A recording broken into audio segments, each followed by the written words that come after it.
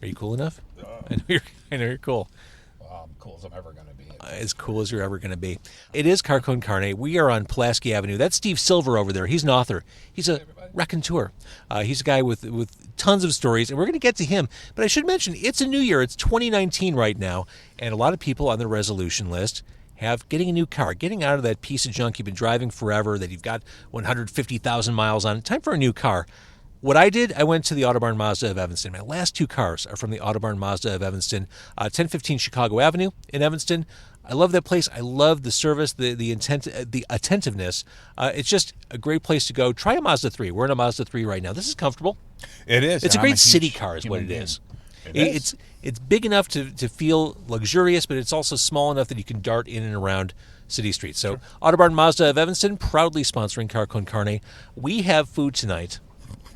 South American food from La Humita. La Humita. This is a place you chose. This is a place you've been going to forever. Gotta be 10 years at least, yeah.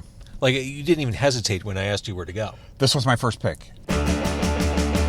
It's Car Con Carne.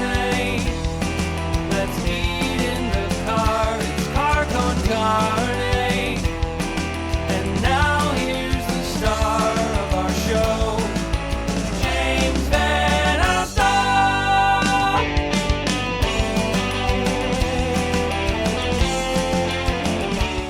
So we've got a bag of food from La Humita. We should start busting it out. We should provide context for those who are not familiar with Steve Silver by name. Maybe they're familiar with you by face. Maybe you... This face, yes. Maybe you carded them back in the day. I could have carded you. I could have carded your dad, I guess. I'm that old. 81 to 86, 87, 88. The original exit. Door guy. On Wells Street. On Wells Street. 6 nights a week. I was it. We only opened 6 nights. I'm pretty sure you carded me and I couldn't get in there when I was underage. Like yeah. I'm pretty sure you denied me, which you did the right thing. You did the right thing. You know, it's a job that's a good job. There's a lot of fun to it, but, you know, sometimes you do have to take it seriously. You probably came early before I was drunk, so that's probably why I wouldn't let you in. And then I worked at Metro Smart Bar, which was just a fantastic operation. And how long were you there? Is. 3 or 4 years. Okay. And then I went on... Did our paths cross at any point during that period? Yes. They must have. Yes. Okay. Actually, I think our paths crossed the first time there. I don't remember not letting you into exit. Sorry about that. But the first time... It was like 30 fucking years ago. It was 30 fucking years ago. If I remember correctly, it was... It might have been... It was either one of the Pumpkins' first shows or a Naked Raygun show. I can't remember which. But you were with a bunch of people. That doesn't sound like me. And they knew me, but you did not. When I say bunch, I mean like 3 or 4 people. Okay, that sounds more accurate. That's a bunch to me. Uh-huh. And you didn't look me in the eye. What? And I think at the time, I might have been like, at the time, back then when I still had all my memory, I could have been, I didn't let that fucking guy exit. I wonder if he's old enough. But by then, it was probably many years had passed. But that's probably something like that. But yeah. So it's been 30 years. Yeah. Yeah. Okay. Well, I'm glad you're here. And you're not here just because you worked at these clubs. You're here because you've told the stories of these clubs. You've put a lot of the behind the scenes, the scents, the smells, the happenstances of your experiences in Chicago on paper. You put your life story on paper, your childhood. True. Everything. I'm going to hold this book up. Oh, this might hurt a bit. This is an excellent work. You did this all yourself, right? I did. I wrote it all myself, yeah. My wife, who's an editor for college textbooks, actually, this was her first piece of fiction. Is that why it's very math heavy? Yes, there's a lot of math. If you like calculus, you're going to love This Might Hurt a Bit by Steve Silver. This Might Hurt a Bit. Yes, and the book came about because I always wanted to be a writer. Always claimed to be a writer. Always was a writer in my head. And then one day, finally... See, I totally get you. Like, I'm right there with you. Claudia's like... Actually, when Claudia and I's first date, when we met at Metro, I was home from New York visiting, and I met Claudia, then 12 days later we got married, which is a pretty good story. Wait, and what show did you meet her at? No, I was just going down to a Smart Bar to say hi to everybody Okay. I knew because I was only visiting for a little while from New York, and then I moved back. But yeah, after I met her 12 days later, we got married, and it'll be 25 years in April, which is a weird story in its own. But first, like the next morning when we were hanging out, getting gas in her car, I go, I have a secret to tell you. She's like, what's that? I go, I want to be a writer. She goes, me too. That was 25 years ago. That's not a secret. That wasn't a secret because I tell people all the time. I wrote for a paper. My friend Rick Wasco, who is a art director for magazines now, but for Positively Aware, I think he might be the art director. And I apologize if anyone knows that he is or isn't. But he's just been a great guy. But he was the first publisher of the Eye, which was an art newspaper in Chicago. Remember I kind of remember that. Yeah. EYE?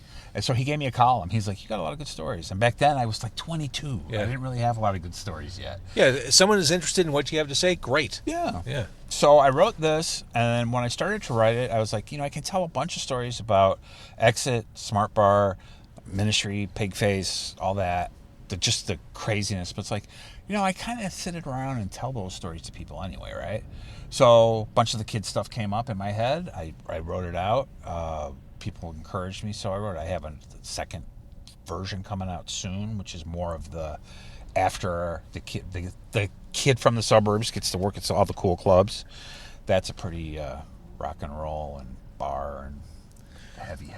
Let's bust out food Yeah. because my stomach is growling. I don't want to get that on mic, but I want to start digging into this stuff. This period. Ooh, are those empanadas? These are empanadas. Those are beef. Did you just order a bunch of stuff? And I ordered empanadas and the Steve ordered everything before I got there. I did. It was. I just figured. I didn't even look at the menu. I don't even know what this is. Almost the hardest stuff in the world to eat. So this is in a beef car. empanadas? Beef. There are some cheese too, but I think those are all beef. And yeah. believe me, Steve, I've eaten much more difficult food in this car. But smell this. It's a corn tamale. And it's That's on a the bamboo- national bamboo plate. Ecuadorian food. It smells sweet. Yeah. It's Ooh, like that it's smells almost really like good. elotes, right? But without all the extra stuff. Oh, wow. Yeah. The food's really good. And like I say, friendly folks. Anyway, here's pork. I don't know if we really need silverware or not. But The empanada's good. Beef empanada's good. the empanadas are good. Just the cheese. I like the cheese. Ecuadorian food. I'm not an Ecuadorian. My people are Irish. You know what I mean? It's like the first time I had Indian food, I was like, oh my God. It's like, what's wrong with my family? So, yeah. I'm trying to, as my kids get older, expose them to as many different cuisines as possible. The hardest thing is exposing them to Indian food. You go down Devon Avenue, you don't even know where to begin. Like, you don't know what the good restaurants are. It's like, I want to take you to a buffet. It's not going to happen. I don't know where to start, so we're going to go for pizza. There you go. Yeah.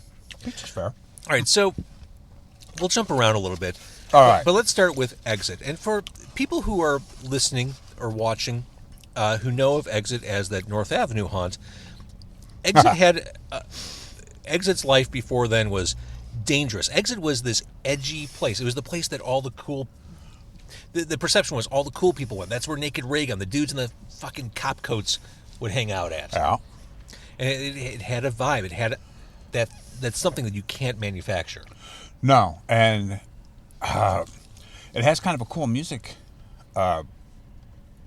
pedigree that when we took it over, I didn't take it over. Terry Fox, a bunch of other people took it over. I came a year later, but I was in that scene a little bit. That to me, that was being able to work there was off my radar. I never thought that would happen. Like, if you come to one of my shows, like when Martin Atkins Of Pigface, former of guest. Pigface, Ministry, PL, said, tell a story about when you got into the music business. Like we were doing a show, and I remembered that I was helping Johnny Cash load gear, and I was like, boy, at a place where I was bartending, and I was like a kid. I was just a big kid, so they let me bartend at this thing. And I was loading it. The story's really long, but it's like the end of it is me loading gear into Johnny Cash's broken down bus, telling him I love music but can't play music, and I'd like to do something. And he goes, well, son, you could do this. Like, it never dawned on me that I could get paid to help musicians Then the guys in Naked Raygun are like, yeah, we won't pay you, but you can come with us for a little while. But that was cool because I love those guys. It's kind of weird how like your friends become famous, and then you're like, well, that's cool, good for them. Yay, then. But Exit started. They took over. It was a place called the Whiskey River. It was a country western bar. And then they walked in and said, out. Now, this is the east side of Wells Street, and the other side of Wells from where Second City is, north of North Avenue, Yep. just for perspective. So it was Whiskey River, then it became Exit. Then it was Exit. Like, I remember, like, I was in high school, and I would hear stories. No wonder I didn't let you in. But right. Again, you made the right call. But I would hear stories about Exit. I would hear, I don't even know if they were apocryphal or if they actually happened, but I'd hear stories, and GG Allin cut himself open and smeared himself with shit and then had sex on stage. I would hear these crazy stories. Did that happen? Yes. Okay. I was there. The first one was that. He played there twice. He might have played there 3 times, but I think it was twice. Our first night, we were like, what the fuck? The dudes at Exit are saying, what the fuck? The dudes at Exit are saying, what the fuck? And the funny part is, I knew something was up because everybody who came in, I had never fucking seen before in my life. Everybody paid, and everybody was like paying the $5, which no one ever did, without bitching. I'm like, I looked at Larry, I'm like, there's something fucking going on here. He goes, yeah, these people are weird. And they were all really, really quiet. It's like, wow. None of them drank, which was also bad for business. And then GG Allin started playing. The guys from Mystery Girls, Kevin Jr. and a few other people, they were chamber strings later. They were the pickup band. And there's a video somewhere, GG Allin playing and screaming about, and these guys just playing. And they were like the Black Crowes. That's who they were. And they're like slowly edging off the stage, like, what the fuck? Like, because when he did soundcheck, he didn't do any of that stuff. Oh, right. They had no idea who he was. Yeah, surprise! So the second time that GG Allin played, I took him into the office, and I said, I don't really care what you do to your fans, because they know what's going on. I go, everybody that works here, and every regular that's going to be here is wearing a shirt that says staff on it. If you cover yourself in shit and you run towards one of those people, I'm going to kill you. And he goes, and I pulled out a huge gun that we had in the office, and I go, I'm not fucking around. I will blow your fucking brains out. He goes, okay, yes, sir. Now, would I have Wait, so you put GG Allin in his place? That's fantastic. It's better. Well, that's pretty good. Yeah. He covers himself in shit. He goes running around. He's hugging all these people. Hang on. How does one go? So if he covers himself in shit, that means he would have to take a shit. He took the shit on the stage, like a bunch. He would take a bunch of X-Lax. That was his deal. Then he would shit all over the stage. He would lay in it. He would bang himself. He literally, I hate to do this while we're eating and have microphones in our mouth. But the rice in here is delicious. Yeah. He would literally jam a microphone up his butt. There's a microphone from one of his shows that's on eBay actually described as a microphone from GG Allin's ass. Every few years it goes on sale. Prostate massage. Live on stage. So he was running. I like that I say prostate massage, and suddenly like a stream of smiley faces show up on the Facebook That's Live. Nice. He was running around trying to hug a couple people at work, and Earl from the Effigies. See, this is such a small world. Earl from the Effigies, bartender, he's like, Silver, go get it. I go on back, and I just point at him, and I go, gun at the top of my lungs. And he goes, okay. And I literally just went, okay, and stopped. Then he went and did his thing with other people. But it was just kind of weird. But every time through that whole thing, I was like, I see what you're doing. You're not really crazy. You're just playing crazy. I'm actually crazy. So here you go. I'm going to blow your head off if you do that wrong. So anyway, so Exit had a pretty good reputation. It was kind of like, well, it wasn't kind of like, it would be like our equivalent of Max's in New York, right? Or CBGB's, whatever you want to say. It sounds kind of like you're trying to fill yourself up with it, but you aren't. We're a 4 o'clock bar in Chicago that's filled with punk rockers. Yeah. People from Rush Street would come down to stare at the weirdos. Right, because at the time, I mean... Yeah, it was... We're talking Lincoln Park. You literally... I would go into a bathroom in some places during the day with my biker jacket and my buttons on, and people would follow me into the bathroom to want to fight. First of all, it's kind of stupid because I'm a door guy. I have crazy hair. I'm 6'3", and I'm pissed off at the world. I don't even understand why that would be. That was just like, look at the weirdo. This was back when people thought punk rockers were like the devil or whatever. Mm-hmm. So you'd get hillbillies or whatever that just wanted to see if you could fight, which was a bad idea. But so... let the record show you're a pussycat. I'm a pussycat. I really am. Well, you know, like my friend Tony Mixon says, I didn't kill all those people so I could be an asshole now. Anyway, the leather jacket thing. We'll get to that. Man, how much... You've got a good memory. It all comes back. You're doing this really well. Uh-huh. So, I tell the story in the book. I get pulled over with cops. Cop says, Cop says in front of my mom, you're the guy who works at XAT. Chicago cop. I go, yeah. He says to his partner who was about to shoot me because I had a tail light out. You know, it's Chicago back in the 80s. Back in the day, yeah. He goes, this guy works at XAT. And the guy goes, are you fucking kidding me? I go, no. They go, all right, man, take it easy. Get back in the car. Drive away, wave, like laugh. My mom's in the car with me because we're going to buy a Rolex for her boss, which is in that thing. But so you got a pass just because of the association. Yeah, and like I say in the book, cops would roll up and look at me and laugh and shake their heads. And I just thought they were making fun of how I looked, right? That was part of it. But the other part was, you guys are crazy. I had a lieutenant tell me, you know why we like you? Because you never call us. And if you call us, we'll send 20 cars because you guys take care of business. And mostly we did, but a lot of it was just like, look, dude, I don't want to beat you up. I mean, a lot of my job was just, look, come in tomorrow, I'll buy you a drink. Because if I have to beat you up now, I'm really going to beat you up because this is my job. You know, you get to go to your job tomorrow if you lose a fight. If I lose this fight, I got to find a new job, you know? So this ability to kind of engage like that, for you to engage like that, to say, hey, I don't want to pulverize you, but the ability to pulverize as needed, I mean, this comes from rough childhood.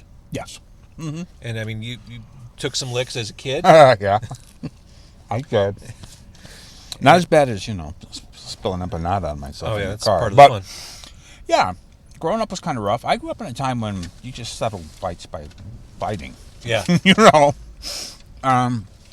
My dad left. My mom hung out with... My mom was like an old rocker who... from the original rock and roll days, who then got into the hippie scene. She wasn't a hippie herself. She went to work every day. She never even liked hippie music, really, but she liked what they were saying, right? Because she believed in equal rights. That's what really got her going. Mm-hmm. 68 convention, I'm 7 years old. I'm old! There's kids staying in our floor. We're poor. It was like that was a place where people could stay in our neighborhood. Everybody in my neighborhood, it was black, white, Hispanic, or there was people that came right off a boat from either Poland or Italy. They couldn't speak the language or very well. Mm-hmm. People from Mexico, just everywhere, you know. There was still some part of the southern migration for African Americans too, all to this little town in Aurora because it was an industrial town and it was nice. But one of the side effects of that was, because my dad was an asshole and left, or he was asked to leave, my mom decided that everybody who came around had to pitch in a little bit and help me with the manly stuff, you know. The guys in the neighborhood were all hoods. They taught me how to fight a little bit, but then I learned how to really fight from complete strangers. Because you know what? Everybody who knows you, they want to teach you how to defend yourself and stuff. They can't, because they like you. A complete stranger will teach you how to fight pretty well. You used the word hood in your book. You officially became a hood on Maxwell Street. I absolutely did. Is there a story more Chicago than that? No. Becoming a hoodlum on Maxwell Street. Becoming a hoodlum on Maxwell Street. That's when you got your first leather jacket? From Hodge Brothers, which was an actual store on Maxwell Street. But they also were open, obviously, during Maxwell Street. Mm-hmm. But yeah, that's where all the hoodlums went, because you could get a thick leather jacket that wasn't, well, they didn't really have, it wasn't a fashion ever. Mm-hmm. Some of the guys who came back from World War II had left their jackets or given their jackets to their kids who were now, you know, my age. So, yeah, that's where they went. They took you there. You picked out a jacket, and then they poured beer on you and It's like getting jumped into a gang. Well, I was just going to say, they poured beer on you. Everybody piled on top. You don't want to hurt you, but everybody piled on top of you. And then they wrapped it in an old chain and pulled it behind a motorcycle or a car. Wait, what? That's what you did. Come on, you know this. It's still it's stunning to hear another person say it out loud. Like, Yeah. That's how you got jackets beat in, because they were hard. They were it's like a baseball glove. You got to drive over it, or if it's a leather coat, you just got to drag that person. Exactly. So, you want to hear the story about the Chicago cop leathers and exit? I do, but hang on. Okay. There's one more beef empanada left, and I don't want to be. I don't eat beef. Isn't that You weird? don't eat beef? I don't eat beef. But you're so manly. I'm very manly. I haven't eaten beef or pork since I was 16. Holy Your crap. next question is, how do you get so fat not eating beef or pork? That actually would French never be a fries. question that would leave my lips. So how dare you? All right, so Chicago cop codes. All right. So, back in my day, exit was the crazy place to go. This all goes full circle here. Right. Cops respected us. Didn't like the customers. Very condescending to the customers, but thought we were okay. Plus, it was a wise guy joint too, so that helps. Really, like the mob hung out there. No, Or they owned it. The mob did not hang out there. Yeah, that wouldn't make sense, would it? No. They thought we were crazy, but man, they made a lot of money for a bar that used to be a hillbilly bar, right? So, That's so interesting. so the cops, like I say, would give us a pass. They'd begrudgingly nod or whatever as you're going by. Like I say, I get pulled over. You're the guy from... People still to this day... My next book is actually called High and Outside, because it's all about being outside of everything that's happening and being out of your head on drugs, almost for all of it. All while playing baseball, too. Oh, while playing baseball. But still to this day, my next book should just be called Exit, because I worked at Metro. I worked at China Club. I worked at the Tunnel in New York. And when people would recognize me from Chicago, they'd go, "You're that guy from Exit," which is kind of cool. Yeah. But, so coppers would say, "You're that guy from Exit," all the time. And sometimes it would happen like they were being street clothes. We'd be someplace. So, Jane Byrne is the mayor, and she says to the Chicago Police Department, "We're going to be a kinder, gentler police department. Those leather jackets got to go." All of a sudden, twice a night, squad cars would pull up in front of Exit, pop open the trunk. There'd be 50 Chicago cop leathers. Seriously. "You guys want these? $25 a piece." They had to get rid of them. They had to wear nylon. They were no longer allowed to wear leathers on duty. This is amazing to me. That's where it comes from. The leather pack patch, the bike, the cop jacket with the leather Chicago police and the leather Chicago flag. They all come from Nate's Leathers on 63rd. But yeah, Martin just posted a picture of his on Facebook. Scotty Brown, he's an original Exit guy. He's out in LA now, making about $1 billion. Show off. That's an amazing story. So they just rolled up and some jackets fell out the back of the hood. And the first time they popped open the trunk, Larry and I are like, "Oh fuck!" And the guy's like, "Hey, you, come here!" Like literally, like, "Hey kid, you want to buy a watch?" It's like, "You guys wear these, right?" We're like, "Yeah." Like, $25 a piece. We bought them all. Now, I Twice a thought you night. couldn't wear a cop coat. That's the trick. You can't. They didn't care. They had to get rid of them. They needed money for their nylon But if you jacket. bought it, you couldn't be seen in public with it. If you bought it, you couldn't be seen in public with it. And if you bought it, you're supposed to take the leather patch off that shit Chicago Police. Uh-huh. You could have the flag, but you couldn't have the Chicago Police leather. So, it had the octagon. You had to cut that off, right? So then you have this big thing. Now, the leather's all worn. That patch has been on since day one. So we put all sorts of different patches there and stuff, But you still kept the Chicago flag. You had the CPD buttons.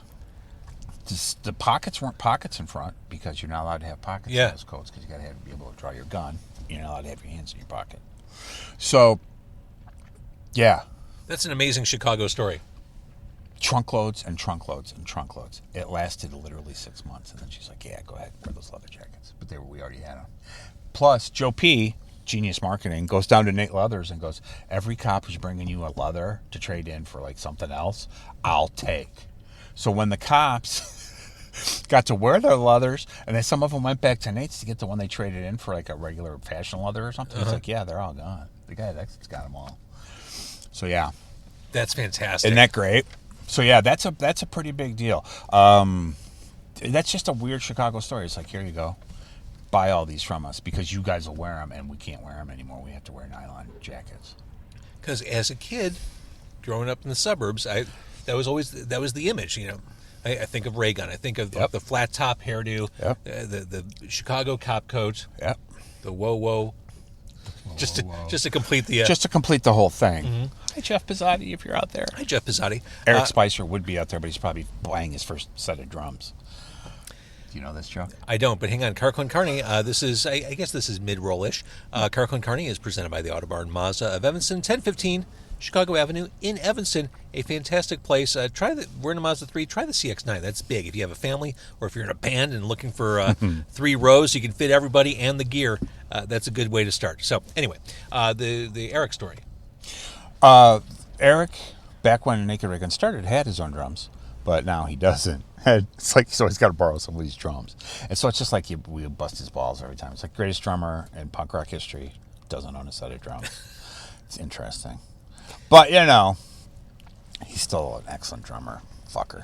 He's a great guy. He actually is a great guy. I used to live above the Southport Liquors. Mm-hmm.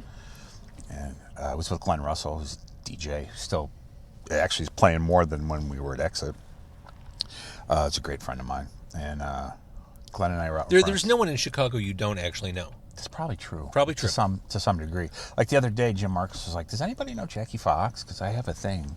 She was on Jeopardy, right? Uh-huh. Well, I know her from Maureen Herman. From The Runaways. From The Runaways. Well, Maureen from Jackie. Toyland, but Jackie from The Runaways. And I'm like, well, I know her, but I have to, she's not like... And Jim Marcus of Divorsa and many other musical projects. Fight, yeah. Pigface. Hey! Yeah, everyone's in Pigface. Everyone's in Pigface. And if you're not in Pigface, you will be. Marcus is one of the most crazy intellectual people I will ever meet. True. He's extremely smart. Anyway. I forgot where we were going because I'm not as smart as Jim Marcus. Jeopardy. Oh, so anyway, Eric, one of my favorite stories that doesn't go anywhere. Which is great for a podcast. Yeah, yes. Is Glenn Russell and I are out in front of Southport Liquors, which is a place where you could buy a shot and a beer for 85 cents back then. And Eric comes downstairs and goes, guys, you know those quesadillas we get at Campeche by Metro. Remember that? Oh, yeah. That was like a go-to before shows. Or after. We would always go there after work. That area is unrecognizable. Yeah, it is. Eric comes down. Not granted, we're all like 22, 23, and we're all extremely Anglo-Saxon, okay? Mm-hmm. So let's keep this clear that it's not his fault is how excited he was. We were also equally excited to hear this news. It goes like this. Guys, you know those quesadillas they make at Campeche? Yeah. At Jewel, they have something called Chihuahua cheese, which is how they make them. We're like, get the fuck out of here. And we went and tried it, and it was like, yeah. Like you solved one of the great mysteries of, yeah. Yes. Eric Spicer has taught every white boy in Chicago how to make a quesadilla. And queso fundido is one of life's great pleasures. Which is also made with Chihuahua cheese, a little chorizo in there. Yeah. I do remember going to Campeche all the time. And I've completely forgotten about it. And that's kind of dovetails into another point. That area Exit was in, very different now, but also that area Metro was in. Wrigleyville wasn't always this. Oh no. High-rolling playground. Wrigleyville had a sense of danger to it, really through the 80s. Joe Shanahan, bless him, was like, you'll never get in trouble for walking somebody to their car. I'll ask you a bunch of times, but any customer, male or female, whoever says, can you walk me? That's how bad it was. Joe Shanahan, owner of Metro. Mm-hmm. All around hell of a guy. Without a doubt. One of the best humans in the world. And that Chicago. Is the absolute right policy. It absolutely is. I told a story on Facebook about when ecstasy hit Chicago, and Joe and I, real quick. So there's a girl that I was attracted to. Joe Shanahan and Joe Prino had just bought us the Metro jackets, the wool ones with the leather sleeves. And ecstasy came out, or hit Chicago. So this girl is high on ecstasy, which is fine. No judgment here. Mm-hmm. But it was cold, so I gave her my coat. I didn't know she was high on ecstasy yet. She comes out, I'm talking to Joe Shanahan. We're out front, and she comes out, and she's like, oh. And she's like rubbing my coat. You know. Uh-huh. I'm sure you don't know. Neither one of us has ever done drugs, but people who on ecstasy like to touch things. So she's like, wow, this coat feels... you should take me home. We should have sex. I looked at Joe Shannon and he goes, just take her home. The implication was, you're going to take her home. You're not going to have sex with her because she's high and stupid, but I know that I can trust you and she's a regular and everything. So I told that story because my friend who's in that story is my friend on Facebook, and she was like, yeah, and I was mad at you because we didn't have sex, but then I realized you were a nice guy. And Joe Shanahan goes, I remember that story. I do remember that exact second. I looked you in the eye and I said, take her home. He's like, it never occurred to me that anything bad would happen. That's awesome. And I was like, yeah, that's how that's the kind of story that gets lost in, man, it was crazy and everybody did drugs and we saw Nirvana when there was 20 people on the show, which is true, by the way. By the way, when Nirvana played at Metro, there were 150 people. Jim Gallo and Deb Gallo can testify to this. But now 10,000 people have seen that show. Well, it's the same thing like when Metallica did their first Chicago show at Metro. Right. I mean, suddenly everyone happened to be there for the first time they played on the Kill 'Em All tour. Absolutely. And talk about a weird world. After Nirvana played, then when I went over through Europe and then back to America, then Europe and Japan with Killing Joke and Martin was playing drums, those guys kind of followed us a little bit, but they weren't, but it hadn't hit yet. Mm-hmm. They were in a van. And we used to let them mooch off of our hospitality and stuff. They did like the day before, the day after, wherever we were playing. Wait, so Nirvana was mooching off the Killing Joke? Yeah, but that's amazing. But with permission, of course. They had nothing. Yeah, and they were just like starved. We used to let them when we would check out of a hotel. And the nights we had a hotel, I'd be like, you can use this hotel. You can nap and you can shower, because they were literally living in a van through Europe. I'm like, if you fucking rack up a bill, it's going to, management, then going to me, and I have to pay. So I'll find you if you do a mini bar thing, So they would shower after we left. So it's kind of funny, and that all because they played Metro and Joe Shanahan built this beautiful thing. But yeah, those are the kind of stories that get lost because people are like, it was crazy, it was wild, da-da-da. It was all that. But you know what else? It was people like Barb Derry.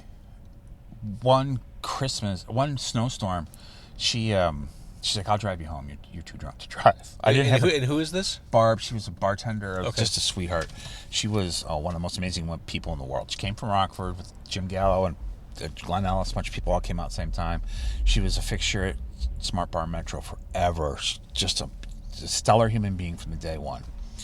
I didn't have a car. I had a motorcycle. We're drinking after work at Smart Bar, and she goes, you're too drunk to drive. I'll have to drive you home. I said, okay. She had a Yugo, and it's a snowstorm. So we're trying to get me all the way up to Rogers Park from Metro. We can't make it in a Yugo. Remember Yugos? I do. Okay. I do. I wouldn't want to take one in a snowstorm. No. So we push her car. So finally, we go around the block at Metro. We pull into that little spot between the Metro and G-Man. Yeah. And she goes, I'm just going to leave my car here. And I go, we'll get you a cab or, and it's like 4 a.m. and no one's coming. And she goes, I don't need a cab. And I'm like, what do you mean? She goes, I live right there. She lived above G-Man. She was going to take me home in her car. Oh, that's cool. Yeah. So those are the people, like, those stories, it's like, that is, like, amazing. You know what I mean? And it's like, wait, you live next door? You're going to drive in a snowstorm to take me home because you're worried about me, the bouncer. That's cool. Yeah. And I'm sure that you've seen a lot of examples of good like that. I'm sure you've seen a lot of examples of, bands at pivotal moments in their careers and in pop cultural moments. But you've also seen some of the seedy stuff, and that tends to be what people are really interested in. It's, and the funny part is you get to be me. Hey, look at this. That's tight fit there, son. Uh-huh. You get to be me, and it's like all the seedy stuff is normal. Then you remember the stuff like Barb Derry trying to take you home, and it's like, wow, that's just fucking amazing. But yeah, there's some weird stuff. Here's a good one for you. Here's a quick one. Back at the old Exit days, we used to have beach parties in the middle of winter, right? So we'd go to North Avenue Beach. We'd steal a bunch of sand. We'd put it on the dance floor, which was the pit, right? Uh-huh. This girl comes in. She's got a bunch of handlers. I'm like, wow, that girl looks familiar. She's like, oh, this is a cute bar. What's this? I'm like, it's beach night. It's like February. Yeah. Everybody's wearing like Hawaiian shirts and shorts and biker jackets, I love it. Engineer boots. She goes, wow, this is cool. And the people are like, you can. I'm like, if you wear a bikini, you drink free. They walk out the door, right? Like, well, whatever.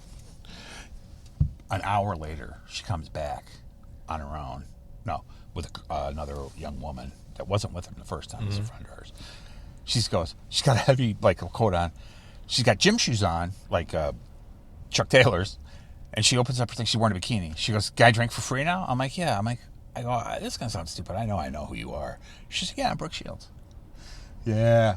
That's the kind of shit you remember. She's like, "This is a fun place. I have a bikini. I'm a supermodel at the hotel. I'll go get it. I'll come back. I'll hang out at Exit." Yeah, I'm used to people seeing me in various stages. Yeah, she didn't care. But her handlers didn't want her to have any part of it because it was a scumbag bar. Oh, that's fantastic. So she came back. Alice Cooper used to hang out there all the time. I know you love Alice Cooper. I also love Alice Cooper. Big fan. Love Alice I don't want to steer the podcast in that direction, but favorite Alice Cooper album? Well, that's hard, but I will say $1 Billion Babies for a couple reasons. Yours? Well, one of those reasons would have to be Generation Landslide. Yeah. I mean, come on. Unbelievable. Actually, I was listening to that on the way down. It's a great album. Elected, No More Mr. Nice Guy. I mean, oh, my God. Here's the thing, though. If you had been at my liner notes, produced by Joe Shanahan and Shannon at the G-Man a month ago, that was my record that changed your life. Here's why, though. Besides that, in the book, I talk about punk rock. The story punk rock leads to, or Porn Shop leads to punk rock. It's all about Alice Cooper being cool.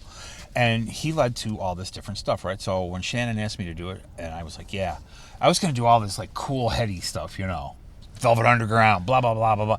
I'm like, fuck that. Everybody goes through Alice. Everything goes through Alice. You learned about glam because Alice Cooper made it mainstream. You learned about heavy metal maybe because Alice Cooper played some heavy metal on the Ed Sullivan Show or whatever when you were a kid, if you're a certain age, right? Everybody wants to be cool and say the MC5 or the Velvet Underground or the Stooges were their first influence to get changed their life. Fuck you, it was Alice Cooper. couldn't agree with you more. And Alice Cooper, $1 Billion Babies, part of why I like it is they already had a bunch of hits, right? But they weren't huge. They make that record. They're all guys wearing blue jeans and all the turquoise and the hair. And then they're like, oh, we got to come up with something because now this is just a monster that took off. The money they spent on that album, on the dollar that folds out, the pictures. The original one had the pictures you could perforated, you could take out and put in your wallet. It was nuts. And that, as a kid, was like, I didn't know all that backstory, but I was like, this is amazing. But yeah, that music turned me on to, that opened the door for everything. Somebody might have something besides Alice Cooper, but I guarantee you that every person in the world who saw Nirvana or Metallica when there was only 40 people in the room, every person in the room who says that they were just listening to Journey until they heard MC5 or whatever, however their story goes, is bullshit. Somebody like Alice Cooper, most likely Alice Cooper, turns you on to something else. And it made you look. Alice Cooper's the first music that I heard that made me want to investigate what was going on. Generation Landslide was like no song ever. That song still holds up in every possible way. And then when you're like studying and you're reading the lyrics and you're like, you want to learn about different, it's like, what? And I will even cop to liking the version on Special Forces, which came out in 1981. Yeah, I know. I do too. The album's kind of a waste, but I do kind of like that. It is. Good graphics, though. And I like Who Do You Think We Are off that album. Yeah. Okay, that's a good one. I'll give you that. But yeah, like when I did the thing at G-Man, Ivan Russia from Mr. Russia. He's got a new record out, by the way, next week. He comes to the thing, he's wearing a Killer t-shirt. He's like, I had no idea you were talking about Alice Cooper. That's and here's the guy who's like this huge industrial. I mean, he does a lot of other stuff, but when you say Ivan Russia or Mr. Russia, people go, oh, industrial music, really hard, really loud, rah, rah, rah, rah, rah, like Hate Department, whatever.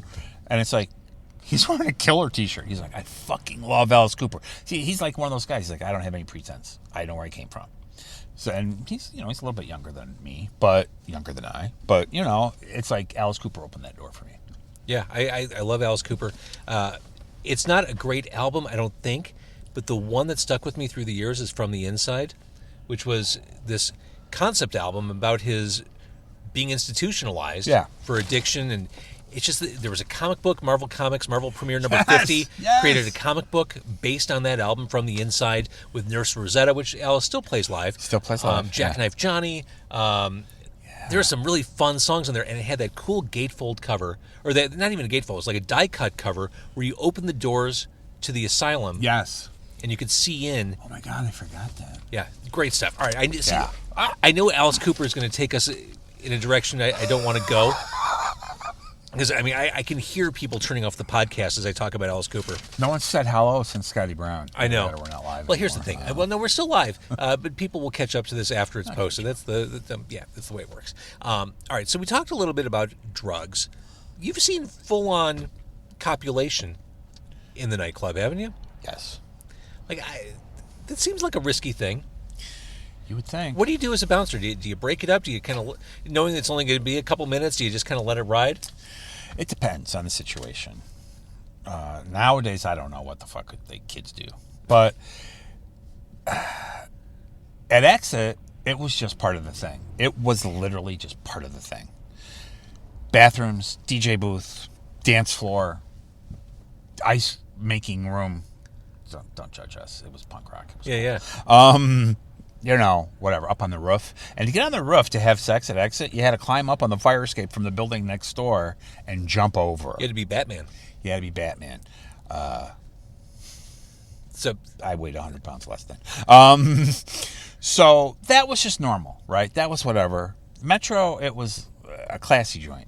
It didn't happen so much in the club at Metro. It was more outside. I was going to say, Metro doesn't seem like a very... Yeah, they didn't. That wasn't their thing. It was outside. There are no It was nooks and down the crannies street. in Metro. No, yeah.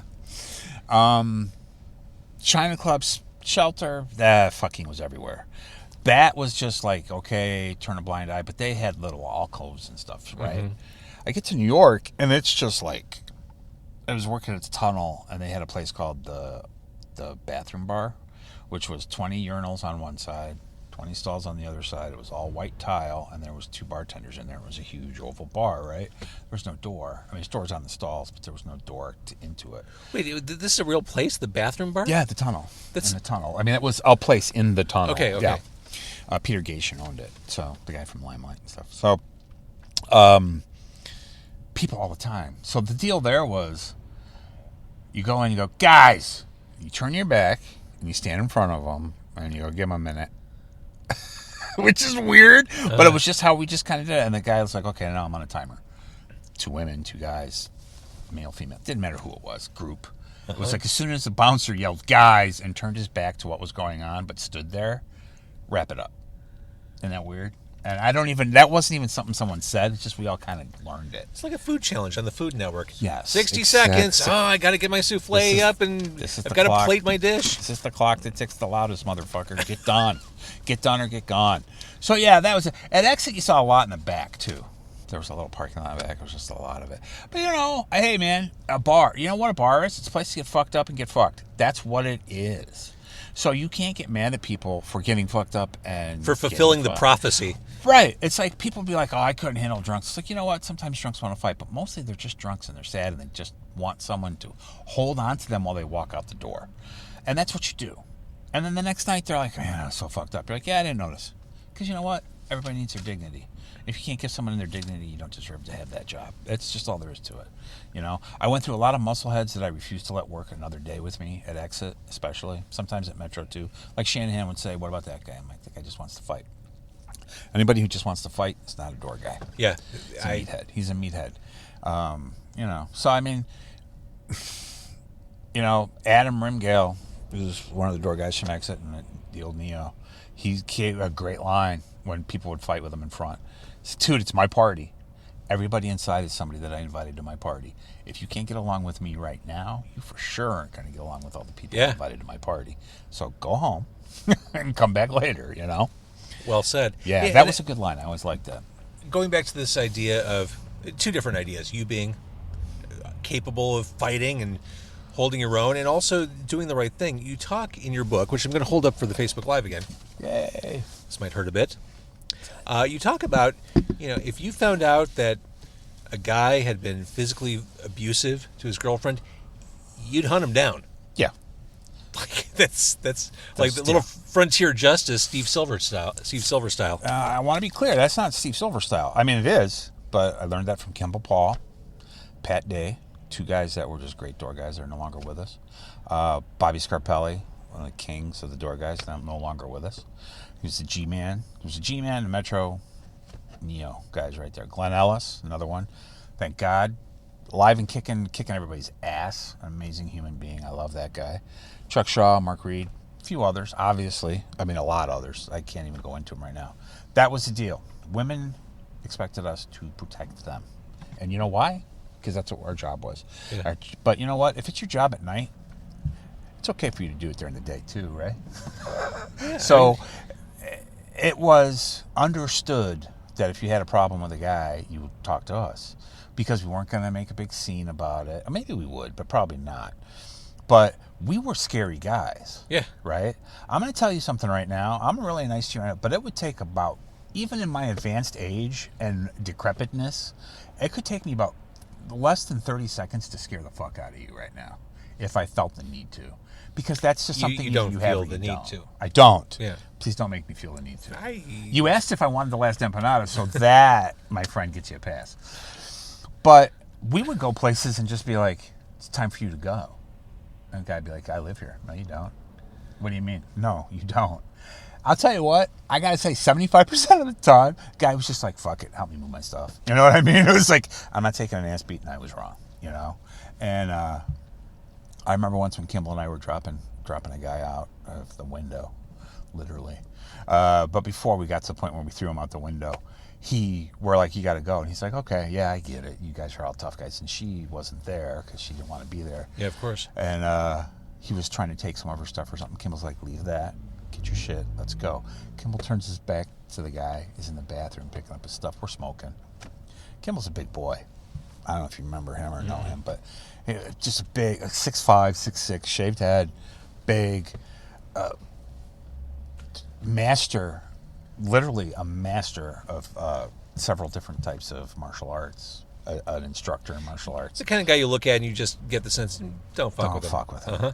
Zen, but the sweetest guy in the world, right? The guy comes running out, and it's like a cartoon. He jumps on Kimball's back, and he's like, ah! And Kimball looks over at me, and he's like, I just have to do it. I'm sorry for you people in Facebook land. You won't get this. But he's like, get this guy off of me. So I'm like, I pull the guy off.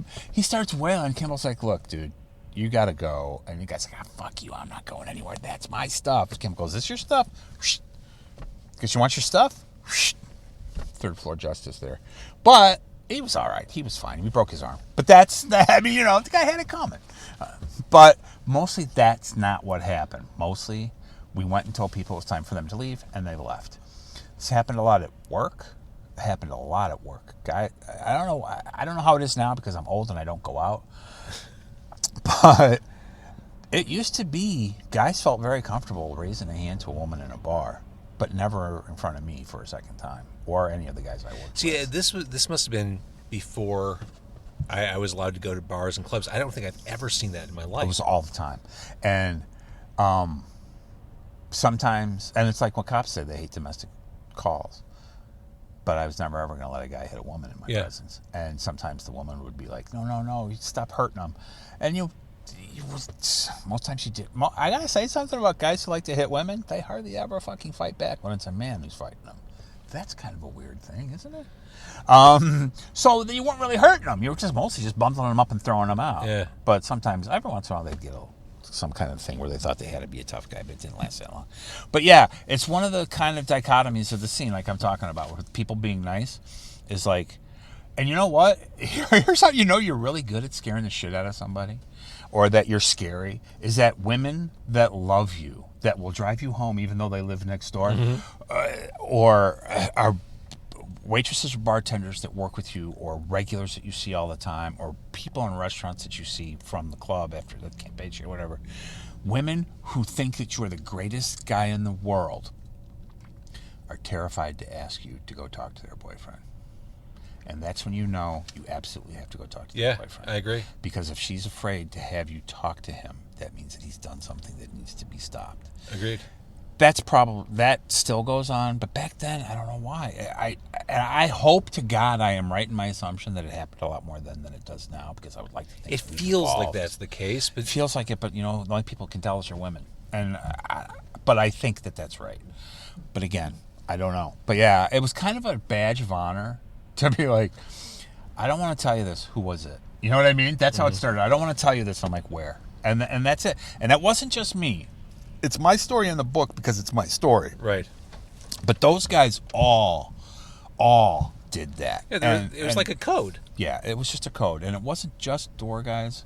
There were regulars who would be like, hey, I got to go talk to this guy because it would be like my neighbors getting beat up who never came to the club. But the guy's like, can you come with me? It's like, yeah, sure, okay. It's like, really? I'm like, yeah. It's like, what? How much do I owe you? No, it doesn't work that way. Yeah. It's like, yeah, I'll help you. And it's like, oh, yeah. And you get a sixth sense of that after a while. It's like, you can just look at a guy. I can still look at people and see what pieces of shit they are. It's the curse. I don't mean everybody, but I can see it. Everyone has their own superpower. That's mine. All right. Good or bad, that's mine. I do want to mention again, the book is This Might Hurt a Bit. I got mine on Amazon. Ooh. And you are doing something with Martin Atkins. I am on the 20th of January at Reggie's from 4 to 7. It's a Sunday afternoon, so everybody should come down. It's his title, but I love it. It's called Quiet Deluxe.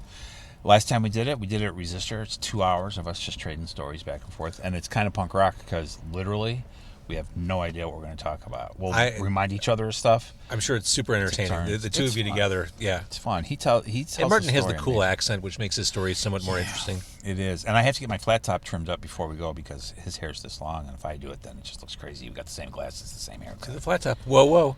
All right. So thanks for turning me on to the food here, the South American food. Very delicious. Served on bamboo plates. The book, again, is here. This might hurt a bit. Steve Silver, thank you for the storytelling. It was great. I'm sorry I rambled. That's why I booked you. That's true. Hey, if you can put up with Pizzotti, just yeah. Are you kidding? He's Jeff freaking Pizzotti.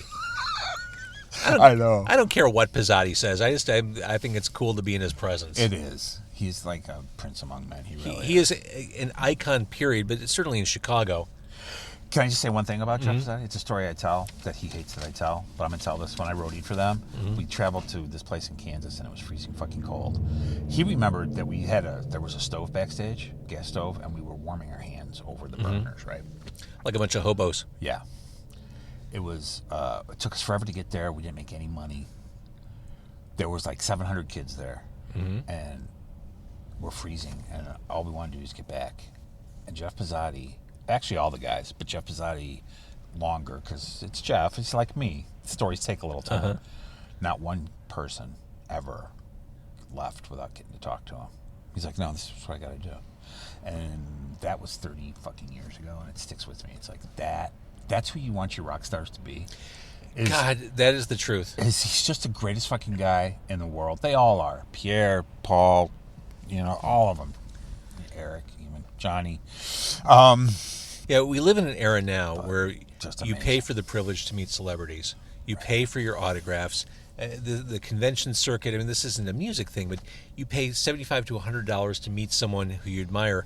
And I think about examples like that, punk rock examples where the bands, they're not leaving, they're not getting in the van until everyone. And that's what I love about Pigface with Martin. Martin's the same way. It's like, that's it. And when I did the first 2 Pigface tours, we'd play for 2 hours or 3 hours, and we'd be there for 2 or 3 hours. Yeah. Every fucking part of the gig. Everybody. And not just, oh, hi, hello, let me sign that. Literally, tell me your story. I'll listen. You know what I mean? That's amazing. And there's not enough of that. Those guys are great. But yeah, that's a nice thing I said about Jeff Pizzotti on accident. But anyway. That's a great thanks story. for having me. That's a great wonderful. story. Yeah. And I do have bands who watch this and who listen. That's a great model for you moving forward. If you're not already making sure that the people who come to see you are treated like royalty or respected, you're doing something wrong. Absolutely. All right. This was great. Thank you again. I had a blast. Thank you so much. Carco and Carney, presented by the Autobahn Mazda of Evanston. Steve Silver, presented by no one else but himself. Just me. Damn it. Thank you. I am what I am. True enough.